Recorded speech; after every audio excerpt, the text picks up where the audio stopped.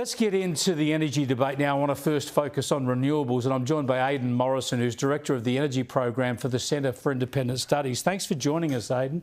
Really appreciate the detailed work you're doing on this topic. And one of the things you're focusing on now is the way that the government and the energy market operator have fast-tracked new multi-billion-dollar transmission projects from normal scrutiny.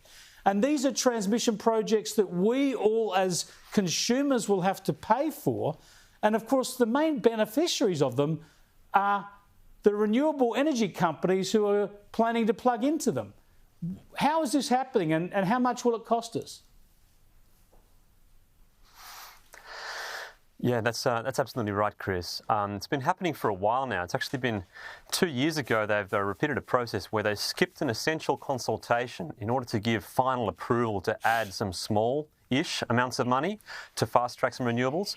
But just in December this year, they skipped a crucial consultation, breaking the energy rules that are meant to be written for consumer benefits, and used that to basically ram through the biggest, largest projects in the entire energy transition. These are VNI West and HumeLink. About $9 billion worth of transmission projects were given their final tick of approval by the Australian Energy Market Operator on a draft ISP that had not been scrutinised or consulted with anyone outside of AEMO. So in my opinion, drafts are called a draft for a reason. They need to be checked. But in this case, we're having our most important energy investments that are going to be passed on to consumer bills, about $9 billion worth, rushed through based on a draft that hasn't been checked by anyone else. And the Energy Minister, Chris Bowen, has just managed to get through a rule change request to make that normal so that we never get proper scrutiny on these processes. Now, just to correct me if I've got this wrong, but as I understand it, these transmission projects are all regulated projects. That means they get a regulated rate of return. If you spend $1 billion on a transmission line, you get a certain percentage back every year you're allowed to make as profit. So we're built into financing those consumers. And of course, people can then build their wind farms or solar farms alongside those transmission lines and feed them into us. It gives them a guaranteed profit as well because they're now connected to the network. All of this is adding to our costs, isn't it? That's exactly right. Yes, these are regulated assets, so it means that basically once we approve them, we commit to letting the energy companies charge enough to get back their full costs from consumers plus a regulated return. So they get a profit margin on top of that as well.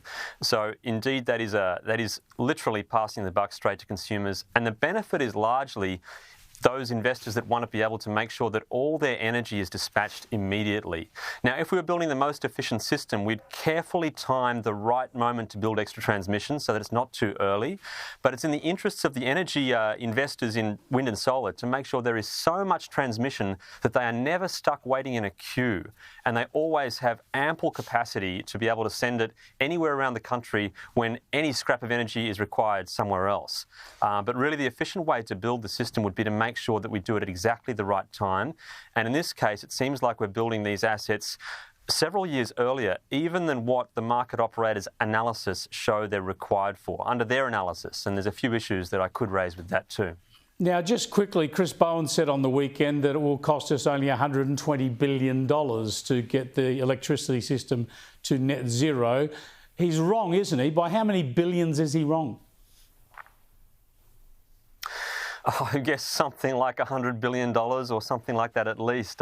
I'm really amazed that that quote came out from Chris Bowen, because the Australian Energy Market Operator, they have made it quite clear in their webinars and consultations, which myself and the team at Centre for Independent Studies were very careful to attend, that that number does not include consumer energy resources. So that's all of the rooftop solar and also all of the batteries. And that's the lion's share of the batteries that are required for this transition. So enormous amounts of the system simply aren't included in that number.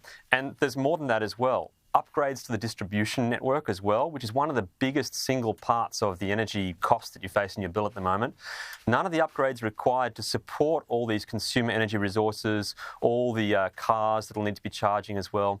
None of that's included as well. So there are not just minor exclusions, but massive exclusions. I actually think the things they've excluded are larger than the things they have included in that cost. So $120 billion is really nowhere near it at all. Thanks for joining us, Aidan. I appreciate it. Aidan Morrison there from the Centre for Independent Studies. You heard it there. Chris Bowen yesterday underestimated the cost of the energy transition by about 50% or so. Just incredible.